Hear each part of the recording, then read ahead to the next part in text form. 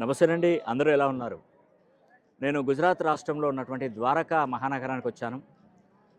ముఖ్యంగా సింహ రాశిలో మీరు జన్మించారా? ఈ కొత్త సంవత్సరము 2026 సంవత్సరంలో మనం అడుగుపెట్టబోతున్నాం. ముఖ్యంగా సింహరాశి వారికి అష్టమ శని నడుస్తుంది.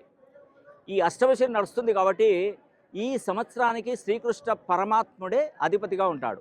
ఎందుకంటే ఈ నక్షత్రము రోహిణి నక్షత్రం తను జన్మించిన నక్షత్రం. ఆ రోహిణి నక్షత్ర యుక్తంగానే మనకి కొత్త సంవత్సరం వచ్చేసింది. అంటే 2026 సంవత్సరంలోకి మనం ఎంటర్ అయ్యాం జనవరి నెలలోకి. అంటే దీనికి పూర్తిగా అతని అనుగ్రహ సిద్ధి పొందాలి. శివుడి ఆజ్ఞ లేనిదే చీమైనా కుట్టదంటారు, అంతే కదా. కాబట్టి ఆ శ్రీకృష్ణ పరమాత్ముని యొక్క అనుగ్రహం ఉంటేనే మీరు ఖచ్చితంగా బాగుపడతారు, ఉన్నతంగా జీవిస్తారు. కాబట్టి సింహరాశి వారికి ఈ అష్టమ శని ఆ ప్రభావం అనేది కూడా ఎక్కువగా ప్రభావం కాకముందే మీరు జనవరి 10వ తారీఖున శని హోమం జరిపిస్తున్నాను. స్లాట్లు చాలా తక్కువగా ఉన్నాయండి.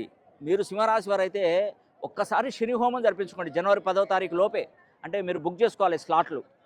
మీ పేరు గోత్రనామాలు పంపించండి, నేను శని హోమం జరిపిస్తాను. ఖచ్చితంగా మీరు బాగుపడతారండి, దానిలో ఎటువంటి సందేహం లేదు. ఇక్కడ కనుక మీరు సింహరాశి వారు మిస్ చేసుకుంటే 30 ఏళ్ళ దాకా శని గేట్లు మొత్తం క్లోజ్ చేస్తాడండి. మళ్ళీ ఓపెన్ చేసే టైం ఎప్పుడు వస్తుందండి? మళ్ళీ 30 సంవత్సరాలు శని తన సొంత ఇంటికి వచ్చినప్పుడే మనం ఆ శని హోమం జరిపించుకో. ఇప్పుడు మిస్ అయితే మళ్ళీ 30 ఏళ్ళ దాకా మనకు అనుగ్రహం ఇవ్వడు. పేరున నేను ఈరోజు ద్వారకా క్షేత్రంకి వచ్చాను.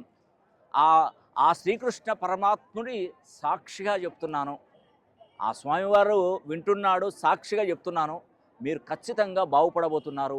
మిమ్మల్ని చీకొట్టినటువంటి వారు, మిమ్మల్ని హీనంగా చూసినటువంటి వారిని, మిమ్మల్ని తక్కువ చేసి మాట్లాడినటువంటి వారికి ఖచ్చితమైన సమాధానం 2026 సంవత్సరం నుండి 2034 సంవత్సరం వరకు మీరు చెప్పబోతున్నారు. ఇవన్నీ కూడా మనకు అమృత గడియలు. 1వ తారీఖు నుండి 10వ తారీఖు వరకు అమృత గడియలు. ఈ టైంలోనే నేను శని హోమం జరిపిస్తున్నాను.